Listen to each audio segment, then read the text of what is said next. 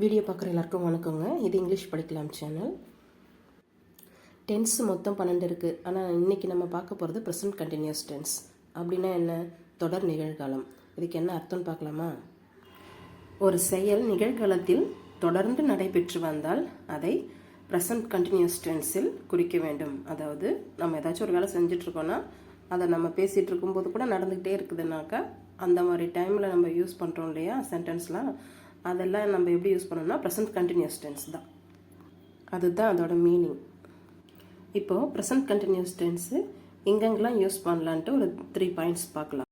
First action going on now. இப்போ நம்ம சொன்னோம் இல்லைங்களா, அந்த பாயிண்ட்டு நாம் பேசிக்கொண்டிருக்கும்போது நிகழும் தொடர்ச்சியான செயல்களை குறிப்பிட. அடுத்தது ஃப்யூச்சர் பிளான், திட்டமிடப்பட்ட எதிர்கால தொடர்ச்சியை குறிப்பிட. இப்போ நம்ம ஒரு பிளான் வச்சுருக்கோம், அதை நம்ம மற்றவங்கள்ட்ட நம்ம இப்போ ஷேர் பண்ணும்போது அதை யூஸ் பண்ணலாம்.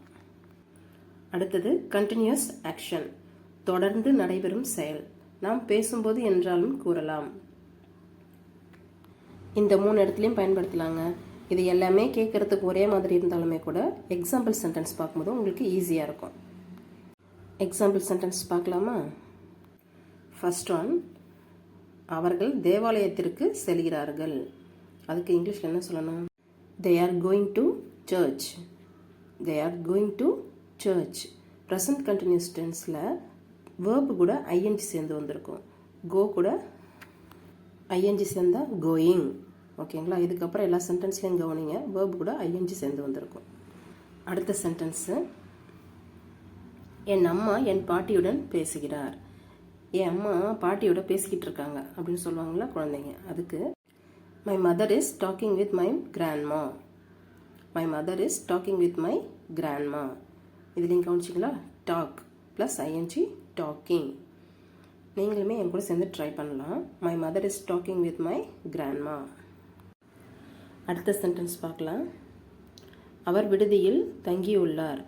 அந்த பையன் படிச்சுட்டு இருந்தானே, அவன் எங்கே இருக்கான், எங்கே தங்கியிருக்கான் அப்படி கேட்பாங்கல்ல, அதுக்கு He is staying in hostel. He is staying in hostel. அடுத்தது ஃப்யூச்சர் பிளான் பற்றி சொல்லலாம்.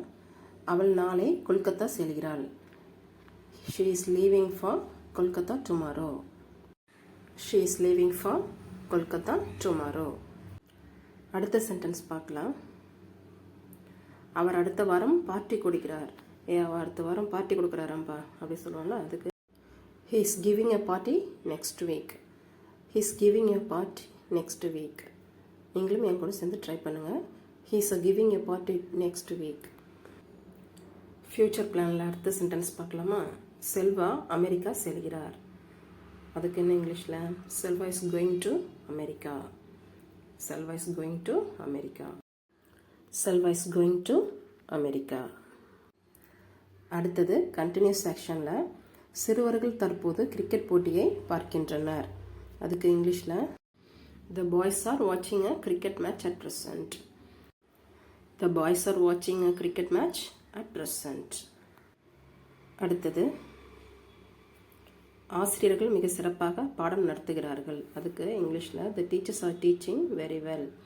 The teachers are teaching very well. என்னங்க, ப்ரெசன்ட் கண்டினியூஸ் டென்ஸ் பார்த்தாச்சு.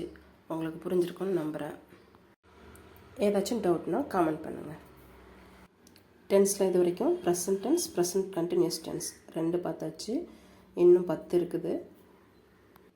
நம்ம பார்க்குற கிராமர் எல்லாமே ஸ்போக்கன் இங்கிலீஷோட சேர்ந்து தான் வருது. அதனால் நீங்கள் என்ன பண்ணணும், வீட்டில் பேசி பழகணும். ஓகேங்களா? அப்போ தான் ஸ்போக்கன் இங்கிலீஷ் ஈஸியாக வரும். All the best. வீடியோ பிடிச்சிருந்தா லைக் பண்ணுங்கள், ஷேர் பண்ணுங்கள், சப்ஸ்கிரைப் பண்ணுங்கள். தேங்க்யூ.